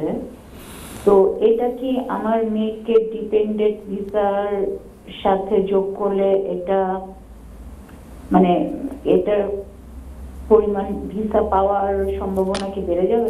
একটু আমাকে ক্লিয়ার করে বুঝতে হবে। প্রথমত, আপনার যে অসুস্থতা, আমি আল্লাহর কাছে দোয়া করছি আল্লাহ পাক আপনাকে সুস্থ করে তুলুক, এবং এই কারণে আপনাকে যে কেয়ার দেওয়া হচ্ছে। আপনার মেয়ে কি বাংলাদেশে থাকে? আমার মেয়ে বাংলাদেশে থাকে, কিন্তু তার ইতালি জন্ম। কি বলে? তার কি জীবন বলুন? লাইন চলে গেছে, আমি শুনতে পাচ্ছি না। যাই হোক, না না না না না, বোন, আমি হেল্প করছি আপনাকে। আপনি বলছেন আপনি কি ব্রিটিশ সিটিজেন? আমি ইতালিয়ান সিটিজেন। আচ্ছা, ইটালিয়ান। আমি 11 বছর ধরে আছি। আচ্ছা, তাহলে দেখেন, আমি কিন্তু প্রথম মনে করেছিলাম আপনি ব্রিটিশ ইটালিয়ান। তারপরে বলুন। জি জি বলুন। বলছি যে আমার মেয়ে হলো 18 বছর বয়সে বাংলাদেশে চলে যায় পাসপোর্ট করার আগে, ইতালিয়ান। জি। তারপরে বিভিন্ন কারণবশত তাকে ব্যাক করা হয় না। জি। ওই জন্য তাকে সে আমার সাথে নাই। তো আমি তাকে ডিপেন্ডেন্ট ভিসায় আনার জন্য অ্যাপ্লাই করতে চাই, কারণ তাকে আমি বোর্ড আপনি পারবেন, আপনি পারবেন। ইমিগ্রেশন রুলস আপনাকে সেটা অ্যালাউ করবে, ইউ সেটেলমেন্ট স্কিমের অধীনে পারবেন। যদি আপনার বন্ধনটা, আপনার সম্পর্কটা যদি ডিসেম্বর 2020 আগে যদি হয়ে থাকে এবং আপনার বাচ্চা যদি আপনার ডিপেন্ডেন্ট হয়ে থাকেন financially, there is a possibility. European Union একটি কমিউনিটির একটি রুলস আছে, সেই রুলসের অধীনে আপনি কিন্তু সরাসরি ডাইরেক্ট ফ্যামিলি মেম্বার হিসেবে আপনি থাকেন। আমি ব্রেকে যাচ্ছি, আপনি থাকেন, আপনি উত্তর দিয়ে দিচ্ছি। অন্যান্য দর্শকদের উদ্দেশ্যে বলছি, আলোচনা করতে করতে আমরা ছোট একটি বিজ্ঞাপন বিরতির দ্বারপ্রান্তে চলে আসছি। আপনার বিজ্ঞাপন বিরতির পর আমি আবার ফিরে এসেছি আপনাদের অতি জনপ্রিয় অনুষ্ঠান আইন ও অধিকার অনুষ্ঠানকে সাথে নিয়ে। বিজ্ঞাপন বিরতির মাঝখানে একজন দর্শক আমাদেরকে প্রশ্ন করেছিলেন যে তিনি 20 বছর যুক্তরাজ্যে অবস্থান করছেন এবং সেই 20 বছর থাকার যে অবস্থানকালীন যে সময়টি, এটিকে তিনি ভিত্তি করে তিনি অ্যাপ্লিকেশন সাবমিট করতে চাচ্ছেন। তার অ্যাপ্লিকেশন ফি কত হবে, তার কী কী ডকুমেন্টস লাগবে এবং আনুষঙ্গিক আর কোনো তথ্য থাকলে যেটা তাকে সাহায্য করবে, তিনি আমাদেরকে রিকোয়েস্ট করেছিলেন বলার জন্য। সেই দর্শকের উদ্দেশ্যে বলছি যে 20 বছর রাইটে আপনারা যারা অ্যাপ্লিকেশন সাবমিট করবেন, তাদেরকে কন্টিনিউয়াসলি যুক্তরাজ্যে 20 বছর থাকতে হবে, মাঝখানে কোনো ব্রেক থাকলে হবে না, এবং 20 বছর ডকুমেন্টস আপনাদের থাকতে হবে, কন্টিনিউয়াস ডকুমেন্টস, যে আপনারা যে 20 বছর যুক্তরাজ্যে অবস্থান করেছেন। অনেক সময় 20 বছর ডকুমেন্টসগুলি হয়তো কন্টিনিউয়াস নাও থাকতে পারে। সেই ক্ষেত্রে যদি যখন বাংলাদেশ থেকে যুক্তরাজ্যে প্রবেশ করেছিলেন, তখন যদি কোনো জিপির সাথে আপনাদের রেজিস্ট্রেশন থেকে থাকে, সেটি হবে একটি প্রমাণ। দ্বিতীয়ত, আপনাদের পাসপোর্টের যে স্ট্যাম্প রয়েছে, সেই স্ট্যাম্পটি হবে আরেকটি প্রমাণ। তৃতীয়ত, অন্যান্য জন্য যদি যেমন gas bill, electricity bill, water বিল, এগুলি থাকলে সহায়ক এভিডেন্স হিসেবে সেগুলি সাহায্য করে। বা যদি আপনাদের কোনো ব্যাঙ্ক অ্যাকাউন্ট থেকে থাকে, ব্যাঙ্ক স্টেটমেন্ট ব্যাঙ্ক অ্যাকাউন্ট থেকে সাবমিট করলেও আপনার সেই 20 বছর ডকুমেন্টসগুলো আপনারা সাবমিট করতে পারবেন। সেটাও যদি ব্যাঙ্ক স্টেটমেন্ট যদি না থেকে থাকে, আপনাদের যদি কোনো ইউটিলিটি বিলস, গ্যাস, ইলেকট্রিসিটি, ওয়াটার, এই বিলসগুলি না থেকে থাকে, বন্ধুবান্ধব যারা যুক্তরাজ্যে 20 বছর 25 বছর ধরে অবস্থান করছেন, তাদের কাছ থেকে চিঠি নিয়ে আপনারা সাবমিট করতে পারবেন। এছাড়াও 20 বছরে যারা যুক্তরাজ্যে অবস্থান করেছেন, যদি আপনার বিভিন্ন যুক্তরাজ্যে চ্যারিটেবল অনেক অর্গানাইজেশন রয়েছে, সেই চ্যারিটিগুলির সাথে আপনারা যদি সম্পৃক্ত থেকে থাকেন এবং চ্যারিটিগুলির কাছ থেকে আপনারা যদি কোনো চিঠি নিয়ে আসতে পারেন যে আপনারা সে ভলেন্টিয়ার হিসেবে সেখানে কাজ করেছিলেন, কাজ তো না, সাহায্য করেছিলেন, তাহলে সেগুলো কিন্তু সহায়ক এভিডেন্স হিসেবে আপনাদেরকে সাহায্য করবে। যারা 20 বছর উঠে অ্যাপ্লিকেশন সাবমিট করবেন। অ্যাপ্লিকেশন ফি কত হবে? অ্যাপ্লিকেশন ফি বেড়ে গিয়েছে এখন বর্তমান আইনের অধীনে। 2 ধরনের অ্যাপ্লিকেশন ফি। একটি হচ্ছে অ্যাপ্লিকেশন ফি ইটসেলফ, এই ফিটি বেড়ে এখন 1358 পাউন্ডের মতো হয়ে গেছে। আর এর পাশাপাশি মেডিকেল ফি অর্থাৎ NHS ফি, ন্যাশনাল হেলথ সারচার্জ, সেটিও বেড়ে গিয়েছে, প্রায় 2700 পাউন্ডের মতো হয়ে গেছে। অর্থাৎ ইন টোটাল একজন অ্যাপ্লিকেন্টকে প্রায় 4000 পাউন্ড অ্যাপ্লিকেশন ফি তাকে পে করতে হবে এই অ্যাপ্লিকেশনটি সাবমিট করার জন্য। এখন এই ফি পে করা থেকে যে মুক্ত হওয়ার জন্য একটি প্রসেস রয়েছে যেটিকে বলা হয় ফি ওয়েভার। যদি একজন অ্যাপ্লিকেন্ট প্রমাণ করতে পারেন যে এই ফিটি প্রদান করতে গেলে তিনি ডেস্টিটিউট হয়ে যাবেন, অর্থাৎ তিনি রাস্তার ফকির হয়ে যাবেন এবং তার কোনো সোর্স অফ ইনকাম নেই, তার কোনো সেভিংস নেই, তার কোনো প্রপার্টি নেই in the UK or outside the UK, এই জিনিসগুলো যদি তিনি প্রমাণ করতে পারেন, তার থাকার জায়গা নেই, তার খাবার জায়গা নেই, তিনি দিনে আনেন দিনে খান, এই ধরনের একটি দৈন্য দশাগ্রস্ত যদি একটি অবস্থা হয়ে থাকে, তাহলে এই অবস্থাগুলি প্রমাণ দিয়ে ডকুমেন্ট সাবমিট করে তিনি যদি অ্যাপ্লিকেশন সাবমিট করেন, এটাকে বলা হয় ফি ওয়েভার। এই ফি ওয়েভার অ্যাপ্লিকেশনটি সাবমিট করার মাধ্যমে তিনি কিন্তু এই ফি প্রদান করা থেকে নিজেকে মুক্ত করতে পারবেন। অর্থাৎ তাকে আর 4000 পাউন্ড প্রদান করতে হবে না, তাকে 1 পেনিও প্রদান করতে হবে না হোম অফিসের অ্যাপ্লিকেশন ফি হিসেবে। তো এইভাবে যদি আপনারা আপনাদের ফি ওয়েভার অ্যাপ্লিকেশনটিকে সাবমিট করেন, 20 বছরের রাইটে অ্যাপ্লিকেশন করার আগে ফি ওয়েভার অ্যাপ্রুভড হয়ে গেলে আপনাদেরকে একটি ফি ওয়েভার কোড দেওয়া হবে এবং সেই কোডটি আপনাদেরকে 14 দিনের ভিতরে ইউজ করতে হবে, ব্যবহার করতে হবে মেইন অ্যাপ্লিকেশনের ক্ষেত্রে। তো চলে যাচ্ছি সরাসরি দর্শক প্রশ্ন। হ্যালো, আসসালামু আলাইকুম। হ্যালো, আসসালামু আলাইকুম। আসসালামু আলাইকুম, আমি কি ব্যারিস্টার এমকে হাসান সাহেবের সাথে কথা বলতে পারি?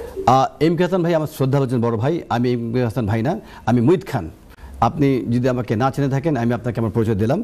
এমকে হাসান ভাইয়ের নাম্বার যদি আপনি চান, আপনি আমাদের অনুষ্ঠানের পরে আপনি কন্ট্রোল রুমে যোগাযোগ করলে আপনাকে এমকে হাসান ভাইয়ের নাম্বারটি দেওয়া হবে। উনি একজন খুব দক্ষ আইনজীবী এবং আপনি ওনারা সাহায্য নিতে পারবেন ইনশাল্লাহ। আচ্ছা, ব্যারিস্টার সাহেব আপনার সাথে কথা বলি তাহলে।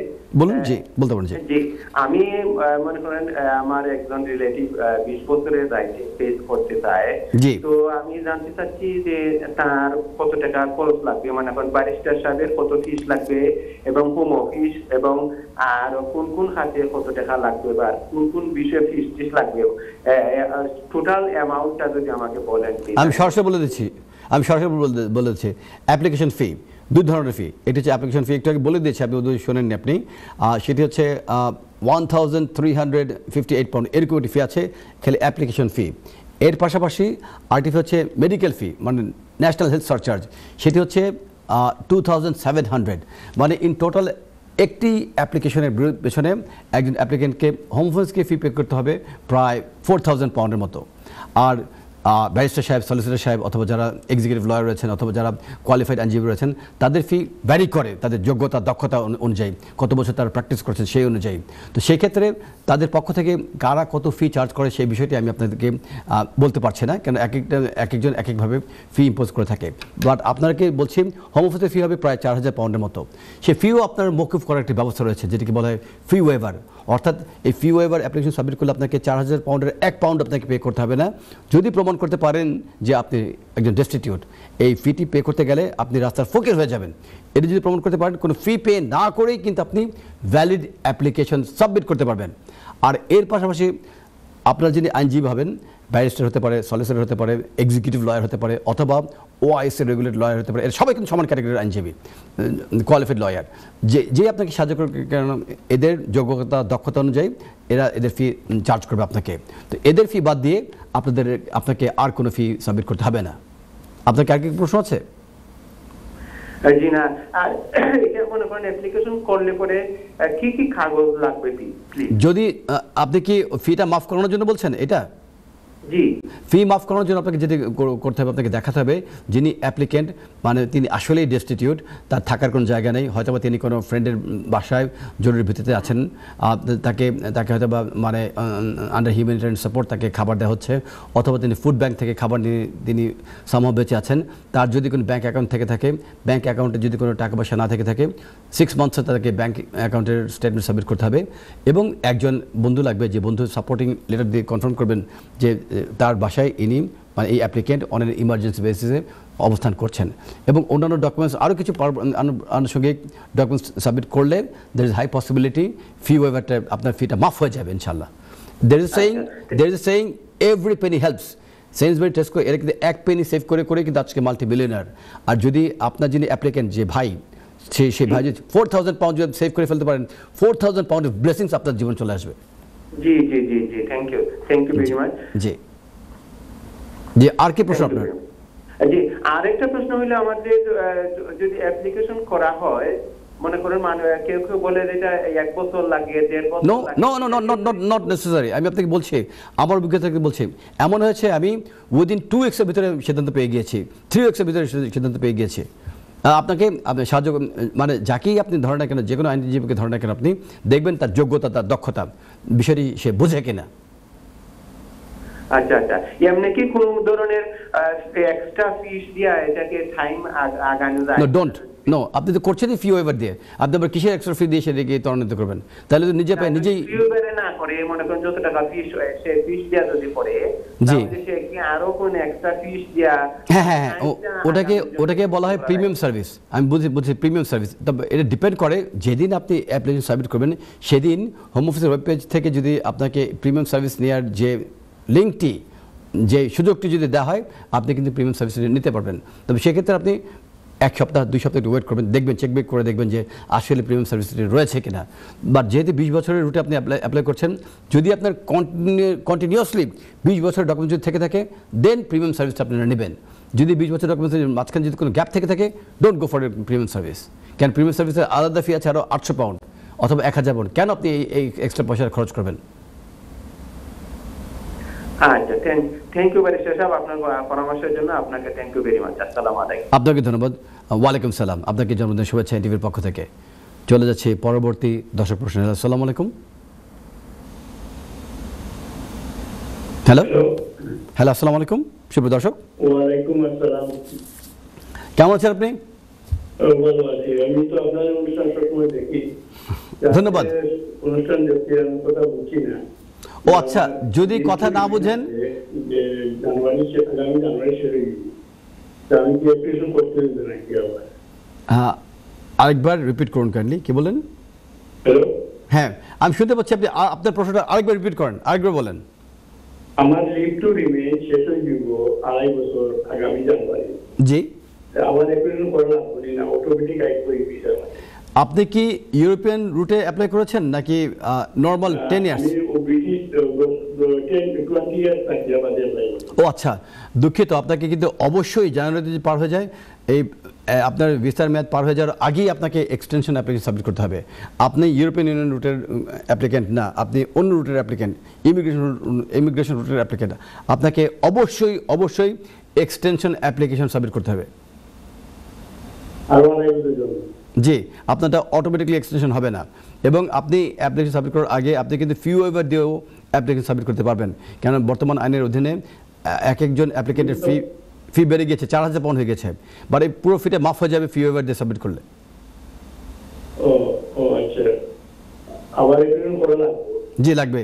আপনাকে ইন টোটাল, আমি আমার ওয়াইফ লাগে, আমি সোশ্যাল মাধ্যমে অ্যাপ্লাই করব। আমি তো বেমারি ডিজেবল আছি। জি, আমার লাঠি দ্বারা সম্ভব না, আমার হুইল চেয়ার দিছে। আচ্ছা, ওভারডোর করা চেয়ার দিছে। আচ্ছা, আমার ওয়াইফ রিনিউয়াল অ্যাপ্লিকেশন অফকোর্স হবে। যদি আপনি কি ব্রিটিশ সিটিজেন? বেনিফিট পাই। আচ্ছা, আপনি কি ব্রিটিশ সিটিজেন? ব্রিটিশ সিটিজেন, কিন্তু ইকুইলি। আচ্ছা, লিভ টু রিমেইন। তার মানে আপনি এবং আপনার ওয়াইফ দুজনেই লিভ টু রিমেইন আছেন, তাই তো? আমার ওয়াইফ তো দেশে। ও আচ্ছা, আপনার ওয়াইফ দেশে? তো আপনি এখন কি চাচ্ছেন? বহুত কঠোর মধ্যে আছি। আমার সোশ্যাল ওয়ার্কার আছে, বড় তারা সোশ্যাল ওয়ার্কার টিম আমাদের আছে। আচ্ছা, আমার ওয়াইফ এর সবচেয়ে বেশি। ও আচ্ছা, আপনার ওয়াইফকে এই দেশে আনতে চাচ্ছেন, তাই তো? যেহেতু আপনি লিমিটেড লিভ টু রিমেইনে আছেন, আপনি দুঃখিত, আপনি কিন্তু আপনার ওয়াইফকে আপনার ক্যাটাগরিতে আনতে পারবেন না অ্যাজ এ ডিপেন্ডেন্ট। আপনি যতই ডিসেবল হন না কেন, যতই আপনি অসুস্থ থাকেন না কেন, এটাকে ব্যবহার করে কেয়ারার হিসেবে আপনার ওয়াইফকে এখানে ঢুকতে দেওয়া হবে না। তবে আপনি ভিজিট ভিসার জন্য আপনার ওয়াইফের জন্য অ্যাপ্লাই করতে পারবেন। সেক্ষেত্রে আপনি দেখাবেন যে আপনার ওয়াইফ এখানে আসবে লিমিটেড টাইমের জন্য, এসে ভিজিট শেষ করে উনি দেশে চলে যাবে। এরকমভাবে আমি আপনাকে বলছি, আপনার যে অসুস্থতা, আপনার যে ডিসেবিলিটি, এটাকে ব্যবহার করে আপনি যেন আপনার ওয়াইফকে বাংলাদেশ থেকে আনবেন অ্যাজ এ কেয়ারার, এটা কিন্তু হবে না। আইনে এটা অ্যালাউ করবে না। আপনি যেই ক্যাটাগরিতে আছেন সেই ক্যাটাগরিতে কোনো ডিপেন্ডেন্ট স্পাউসকে বাংলাদেশ থেকে আনার কোনো আইনটা নাই, আনফর্চুনেটলি আপনি আনতে পারবেন না। তবে আপনি আপনার ওয়াইফকে অ্যাজ এ ভিজিটর আপনি ইনভাইট করতে পারবেন, আপনি আনতে পারবেন এখানে।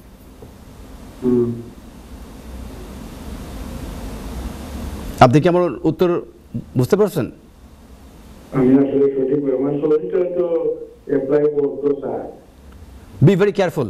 আমি তো বললাম আপনাকে, যদি আপনি করতে পারবেন, আপনি হিউম্যানিটিস আন্ডারে করতে পারবেন আপনি, বাট এটার chances of success very low, not 0.1%, এবং আপনার পয়সাটা হয়তো নষ্ট হয়ে যাবে। ওকে, বুঝছেন? ধন্যবাদ। চলে যাচ্ছি পরবর্তী দর্শক প্রশ্ন। হ্যালো, আসসালামু আলাইকুম সুপ্রিয় দর্শক। হ্যালো হ্যালো, হ্যালো, আসসালামু আলাইকুম। ওয়ালাইকুম সালাম। কথা দিবা? ফরিদ চাচা, ওই বলতেছিলাম। আসসালামু আলাইকুম। ভালো আছেন? আসসালামু আলাইকুম। দেখো চাচা, তোমার ভয়েস আমার অন্তরের ভিতরে গাথা। আলহামদুলিল্লাহ ভালো আছি। চাচা, আপনি কেমন আছেন? আমি তো ভালো আছি রে বাবা। তোমার এনটিভি তো পরিবারও দেখলাম রে বাবা, তোমার আইপিএল রে বাবা, দেখে আমার খুশি হইলাম। আলহামদুলিল্লাহ। এনবির পরিবার পক্ষ থেকে আপনাকে জন্মদিনের শুভেচ্ছা ভাইয়া, বাবা, সরি চাচা। আপনি যে আপনার ওয়াইফকে থেকে আপনি খুশি হয়েছেন, এই খুশি আমাকে আনন্দ দিয়ে দিয়েছেন। Thank you. হ্যাঁ চাচা, আমার খবর কি চাচা? আমার ইমেল হইলা দিবা? ও চাচা, আচ্ছা, এটা তো পার্সোনাল জিনিস, এটা আমাকে টেলিফোনে জিজ্ঞেস করবেন। আপনি যখন অন এয়ারে আসবেন এটা জিজ্ঞেস করলে এটা আপনার জন্য কনফিডেন্সিয়াল জিনিস। আপনার লিঙ্ক, আপনার অ্যাপ্লিকেশন সব রেডি হয়ে গেছে চাচা, বুঝছেন? এখন আমি যদি অনলাইনে আপনার অ্যাপ্লিকেশনের সংক্রান্ত বিষয়ে কিছু বলি, ঠিক হবে না। বরঞ্চ আপনি আমাকে জিজ্ঞেস করতে পারেন এইভাবে যে চাচা, আমি এক্সটেনশন অ্যাপ্লিকেশন সাবমিট করবো, আমি কি করবো? চাচা কালকে আসছিলাম, তোমার এই অভিযোগ দেওয়া পাইছি না তোমার, কালকে আসলাম। আমি একটা কথা বলি চাচা, আপনি যদি আমার সাথে আসেন, আপনি জানেন তো, আপনি তো যোগাযোগ করে আগে থেকে টাইম সেট করে তারপর আমার সাথে আসবেন। আমি তো এমন না যে আমি আপনাকে সময় দেবো না, আমি তো জানেন আমি রেগুলার কমিউনিকেশন করি আমি। বাট গতকাল ছিল আমার এনটিভির আমার জন্মদিন ছিল, যে কারণে হোল ডে খুব গতকাল হোল ডে খুব ব্যস্ত ছিলাম আমি। গতকাল আমার গতকাল ছিল সকালবেলা থেকে আমার হিয়ারিং ছিল গতকাল, যে কারণে আমি অফিসে ছিলাম না চাচা। এবং হিয়ারিং থাকলে আমি তো অফিসে আপনি গিয়ে পাবেন না তো আমাকে। নেক্সট টাইম যখন আপনি আসবেন, একটু যোগাযোগ করে আসতে পারে, টাইম দিয়ে দিলে আপনি চলে আসবেন, আপনি কোনো সমস্যা নেই চাচা। ঠিক আছে, আপনাকে আবারও জন্মদিন শুভেচ্ছা চাচা। কোনো স্ট্রেস নেবেন না, ইনশাল্লাহ। Mohidul is here to help. Thank you, thank you, চাচা, ধন্যবাদ। চলে যাচ্ছি পরবর্তী দর্শক প্রশ্ন। আসসালামু আলাইকুম। আমরা এই দর্শক হারিয়ে ফেলেছি। আমি একটু কন্ট্রোল রুমের দায়িত্বে নিয়ে যদি যারা আছেন তাদেরকে অনুরোধ করছি, আমাকে একটু অনুষ্ঠান শেষ হওয়ার 5 মিনিট আগে একটু আমাকে জানিয়ে দেবেন যে অনুষ্ঠান শেষ হয়ে যাচ্ছে, তাহলে আমি প্রিপারেশন নিতে পারবো। ধন্যবাদ। তো হ্যাঁ, ধন্যবাদ। আলোচনা করতে করতে একটু আগে যে দর্শক প্রশ্ন করেছেন, তার পূর্ববর্তী যিনি প্রশ্ন করেছিলেন যে বিভিন্ন ডকুমেন্ট সংক্রান্ত বিষয়ে 10-20 ইয়ার্স হয়ে যাওয়ার পর তাদের কত ফি পে করতে হবে এবং কী কী ডকুমেন্টস তাদেরকে সাবমিট করতে হবে, তারা কি একজন দর্শক যে ফোন করে বলেছিলেন যে তিনি খুব দ্রুত সিদ্ধান্ত যাচ্ছেন এবং তিনি প্রিমিয়াম সার্ভিসে যেতে যাচ্ছেন। অন্যান্য দর্শকদের উদ্দেশ্যে বলছি, যাদেরই 20 ইয়ার্স যুক্তরাজ্যে হয়ে গেছে, তারা যখন অ্যাপ্লিকেশন সাবমিট করবেন ফর ফার্দার লিভ করবেন আন্ডার 10 ইয়ার্স টুয়ার্ড সেটেলমেন্ট, অর্থাৎ তাদেরকে দেওয়া হবে 30 বছরের মাথায় গিয়ে তাদেরকে সেটেলমেন্ট দেওয়া হবে 20 বছর যুক্তরাজ্যে অবস্থান করার পর। তো তাদের উদ্দেশ্যে আমি বিনীতভাবে অনুরোধ করছি, তাড়াহুড়ো করবেন না। আপনারা অ্যাপ্লিকেশন সাবমিট করবেন, স্ট্যান্ডার্ড অ্যাপ্লিকেশন ফি সাবমিট করবেন। আপনারা কাইন্ডলি সুপার প্রিমিয়াম সার্ভিসে যাবেন না, যেহেতু আপনাদের প্রিভিয়াসলি কোনো ভ্যালিড লিভ রিমেন্ট নেই, 20 বছর এখানে আনলফুল ছিলেন আপনারা, সেটাকে বেস করে আপনারা অ্যাপ্লিকেশন সাবমিট করছেন। এটা হচ্ছে discretionary power of the home office. আপনাকে যদি দেবেই এই ধরনের কোনো গ্যারান্টি সেই জায়গাতে নেই। এই কারণেই আপনারা একটু নিজেদের যে ইমোশন, এটাকে দমন করে আপনারা সুপার প্রিমিয়াম সার্ভিসে যাবেন না, না গিয়ে আপনারা জেনারেল অ্যাপ্লিকেশন সাবমিট করবেন, যাতে করে এটা আপনাদেরকে হেল্প করে। এবং সুপার প্রিমিয়াম সার্ভিসে গেলে তখন এই হোম অফিসের পক্ষ থেকে খুব দ্রুত 2-3 দিন 4 দিনের ভিতরে আপনাদেরকে সিদ্ধান্ত দেওয়ার একটি স্টেপ নেওয়া হবে।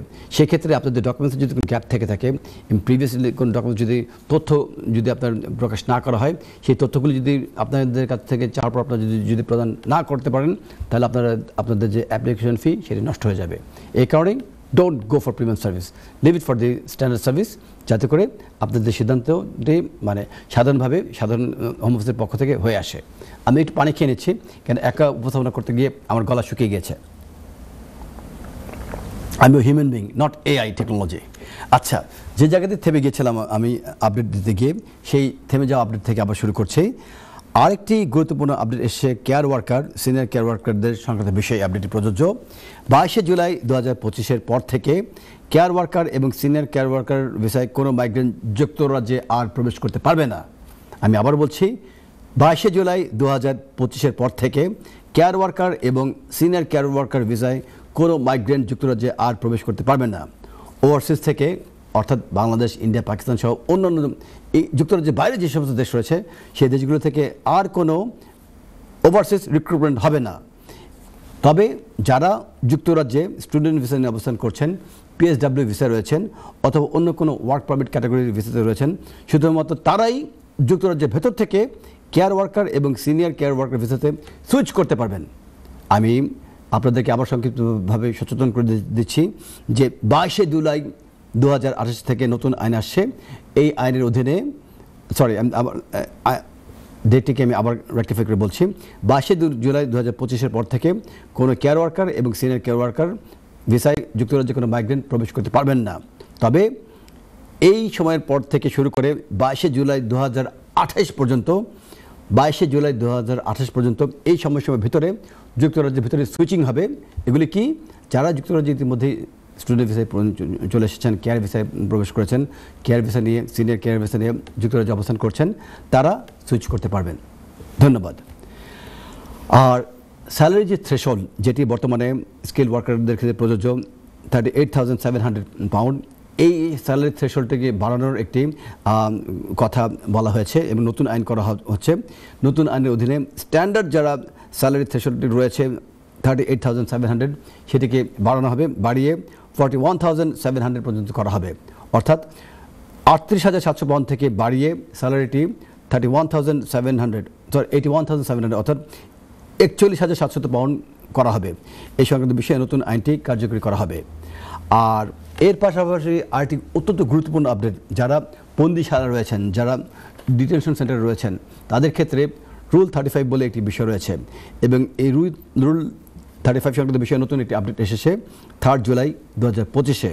বলা হয়েছে এটি একটি গাইডেন্স, ডিটেনশন সেন্টারে যারা ডিটেন্ড অবস্থায় রয়েছেন, যাদেরকে বন্দি করে রাখা হয়েছে, যাদেরকে কন্টিনিউয়াসলি ডিটেনশনে রাখা হয়েছে, তাদের যদি কোনো মেডিকেল কোনো কন্ডিশন থেকে থাকে, ইলনেস থেকে থাকে, তারা যদি কোনো ভালনারেবল ক্লায়েন্ট হয়ে থাকেন, ভালনারেবল পেশেন্ট হয়ে থাকেন, তখন তারা রুল 35 এটিকে ব্যবহার করে তারা কিন্তু মেডিকেল একটি রিপোর্ট দিয়ে, মেডিকেল একটি হেলথ রিপোর্ট দিয়ে, এই রিপোর্টটি আসবে জিপির কাছ থেকে। সেই রিপোর্টটি ব্যবহার করে যদি রিপোর্ট থেকে বলা হয় যে তাদেরকে যদি এই ডিটেনশন সেন্টারের ভিতরে কন্টিনিউয়াসলি বন্দি করে রাখা হয়, তাহলে এটাই তাদের হেলথের জন্য ক্ষতিগ্রস্ত হয়ে যাবে। সেই ক্ষেত্রে রুল 35কে ব্যবহার করে তারা কিন্তু সেই ডিটেনশন সেন্টার থেকে বেলের মাধ্যমে বের হয়ে আসতে পারবেন। এই একটি বিষয়। এবং সেক্ষেত্রে 3 ধরনের ক্যাটাগরির অ্যাপ্লিকেন্ট এলিজিবল হবেন। প্রথম ক্যাটাগরির যারা অ্যাপ্লিকেন্ট, তারা হচ্ছেন তাদেরকে প্রমাণ করতে হবে যে তাদের হেলথের এমন অবস্থা, যদি কন্টিনিউয়াসলি তাদেরকে ডিটেনশন সেন্টারে রাখা হয়, তাদের হেলথের অবস্থা খুব করুণ হয়ে যাবে, খুব দুর্বল হয়ে যাবে। এটি প্রথম ক্যাটাগরির যারা অ্যাপ্লিকেন্ট। দ্বিতীয় ক্যাটাগরিতে যারা থাকবেন, তাদেরকে প্রমাণ করতে হবে যে তারা হয়তো সুইসাইড, অর্থাৎ তারা আত্মহত্যা করে ফেলতে পারেন, এই ধরনের একটি আতঙ্ক রয়েছে। সেকেন্ড ক্যাটাগরি যারা ডিটেইনি তাদের ক্ষেত্রে প্রযোজ্য। আর তৃতীয় ক্যাটাগরি যারা রয়েছেন তারা হচ্ছে ওই ধরনের যারা ভিকটিম অফ টর্চার, যারা বন্দী হওয়ার আগে যারা ভিকটিম হয়েছেন টর্চারে, যাদের একটি ট্রমা রয়েছে, এই বিষয়গুলি যদি রুল 35-এর অধীনে একজন জিপির মাধ্যমে এই রিপোর্ট নিয়ে তারা যদি হোম অফিসের কাছে সাবমিট করেন, সিনিয়র কেস ওয়ার্কার অথবা চিফ ইমিগ্রেশন অফিসারের কাছে বেল অ্যাপ্লিকেশন সাবমিট করেন, তাহলে এই ডকুমেন্টসগুলি ব্যবহার করে রুল 35-এর মাধ্যমে তারা কিন্তু বের হয়ে আসতে পারবেন। তো আলোচনা করতে করতে আমরা একদম অনুষ্ঠানের শেষ দ্বারপ্রান্তে চলে এসেছি। অনুষ্ঠানের এ পর্যায়ে আমরা আর কোনো দর্শক প্রশ্ন গ্রহণ করতে পারছি না, সেই কারণে আমি বিনীতভাবে আপনাদের কাছে আমি ক্ষমা প্রার্থনা করছি। যেহেতু এনটিভি ইউরোপ অতি সাম্প্রতিক সময় মাত্র 48 আওয়ার্স 48 ঘন্টা পূর্বে আমরা এনটিভি ইউরোপ সহ সমস্ত বাংলাদেশের এনটিভি আমরা জন্মদিন আমরা উদযাপন করেছি। যে 22টি বছর অতিক্রম করে এনটিভি 23 বছরের পদার্পণ করেছে, এই 22 বছর অতিক্রম করা কিন্তু চারটিখানি কথা নয়, অনেক চড়াই অতরাই পথ অতিক্রম করে কিন্তু এনটিভি এই পর্যায়ে এসে পৌঁছেছে। সেই উদ্দেশ্যে আমাদের বাংলাদেশের যে বিখ্যাত কবি কাজী নজরুল ইসলাম, বিদ্রোহী কবি, তার একটি কবিতা দিয়ে আমি আজকের অনুষ্ঠানটি শেষ করতে চাচ্ছি। এবং শেষ করার পূর্বে আমি আমার কন্ট্রোল রুমের দায়িত্বে যারা রয়েছেন তাদেরকে একটি ইকো সাউন্ড দিয়ে দিতে বলছি, কেননা আমি বিদ্রোহী কবির বিদ্রোহী কবিতা থেকে আবৃত্তি করার চেষ্টা করছি। বিদ্রোহী রণক্লান্ত, আমি সেই দিন হব শান্ত, যবে উৎপীড়িতের ক্রন্দন রোল আকাশে বাতাসে ধ্বনিবে না, অত্যাচারের খড়গহস্ত ভীম রণভূমি রণিবে না, বিদ্রোহী রণক্লান্ত আমি সেই দিন হবে শান্ত। যে কারণে আমি কবিতাটি আবৃত্তি করলাম। এনডিবি কিন্তু সময়ের সাথে আগামী পথে সবসময় দর্শকদের যে চাহিদা, দর্শকদের যে বিভিন্ন নিডস, সেই নিডসগুলোকে নিয়ে কিন্তু বিভিন্ন অনুষ্ঠান করে থাকে। সেই অনুষ্ঠানের ধারাবাহিকতায় আইন অধিকারী অনুষ্ঠানটি আমরা 14 বছর পূর্বে আমরা শুরু করেছিলাম। দর্শকদের বিভিন্ন যে সমস্যা রয়েছে, আইনগত সমস্যা, সেই সমস্যাগুলোর সমাধান করার যে দিক নির্দেশ করার আমরা চেষ্টা করেছি। সময়ের সাথে আগামীর পথে আমাদের এই অনুষ্ঠানটি থেকে যদি আমরা এতটুকু উপকার করে থাকতে পারি কমিউনিটির জন্য, এতটুকু মঙ্গল আমরা যদি কারো জীবনের জন্য নিয়ে আসতে পারি, সেটি হবে আমাদের সার্থকতা। আর অন্যান্য দর্শকদের উদ্দেশ্যে বলছি, আপনারা যখনই আপনাদের ব্যক্তি জীবনে, পারিবারিক জীবনে যাকে বন্ধু হিসেবে সম্বোধন করেছেন, দয়া করে সে বন্ধুত্ব রক্ষা করার জন্য সামনের থেকে আপনারা তাকে যেভাবে বন্ধু বলবেন, তার পেছনে গিয়েও আপনারা তাকে বন্ধু বলে সম্বোধন করবেন। পেছনে গিয়ে তাকে ছুরি দিয়ে আঘাত করার অপচেষ্টা করবেন না, পেছনে গিয়ে তার সাথে গাদ্দারি করবেন না। যদি পেছনে গিয়ে তার সাথে গাদ্দারি করার অপচেষ্টা করেন, আপনারা হবেন 21 শতাব্দীর মির্জাফর, 21 শতাব্দীর খসিদে বেগম। মন থেকে আপনারা ভালো মানুষ হয়ে ওঠার চেষ্টা করুন, প্রাণ থেকে ভালো মানুষ হয়ে ওঠার চেষ্টা করুন। মির্জাফরদের দমন করার জন্য, খসিদে বেগমদেরকে দমন করার জন্য এবং বন্ধুরূপী এই দুই ধরনের দুই নম্বর হিপোক্রেটস, এদেরকে দমন করার জন্য কিন্তু কোনো আইন নেই। এদেরকে দমন করতে হবে ঐক্যবদ্ধভাবে। এই কারণে আমি যে জীবনের প্রতি একটি ব্রত আমি পালন করার চেষ্টা করি, সেটা আপনাদের মধ্যে ছড়িয়ে দিচ্ছি আজকের অনুষ্ঠানের মাধ্যমে। Be good, do good, be kind, avoid hypocrisy. যদি আমাদের জীবন থেকে আমরা হিপোক্রেসিকে অ্যাভয়েড করতে পারি, ব্যক্তিগত জীবনে যিনি হাজব্যান্ড, তাকে অবশ্যই তার ওয়াইফের প্রতি লয়াল হতে হবে, ওয়াইফকে হাজব্যান্ডের প্রতি লয়াল হতে হবে। এবং ব্যক্তিগত জীবনে যদি আমরা হিপোক্রেসি ত্যাগ করতে পারি, তাহলে কিন্তু আমরা আদর্শ হাজব্যান্ড, আদর্শ ওয়াইফ হয়ে উঠব। এই আদর্শকে বুকে ধারণ করে যদি আমরা আইনি পেশায় নিয়োজিত হই, তাহলে আমরা আদর্শ আইনজীবী হয়ে আমরা কিন্তু আমাদের ক্লায়েন্টদেরকে সাহায্য করতে পারবো। যদি আমাদেরকে দেশ নেতৃত্বে আনার জন্য যদি আমাদেরকে কোনো দায়িত্ব প্রদান করা হয়, তখন আদর্শ দেশপ্রেমিক নেতৃত্ব নিয়ে কিন্তু দেশের মানুষকে সাহায্য করার চেষ্টা করতে পারবো। এই কারণেই যখন আপনারা আপনাদের ব্যক্তিগত জীবনে, পারিবারিক জীবনে এবং আপনার সামাজিক জীবনে যে জায়গাতে আপনার দায়িত্ব পালন করবেন, দয়া করে সততার সাথে দায়িত্ব পালন করবেন, সেই প্রত্যাশা ব্যক্ত করছি। সময়ের সাথে আগামী পথের সেই প্রত্যাশার হাতে নিয়ে আমি আজকের মতো এখান থেকে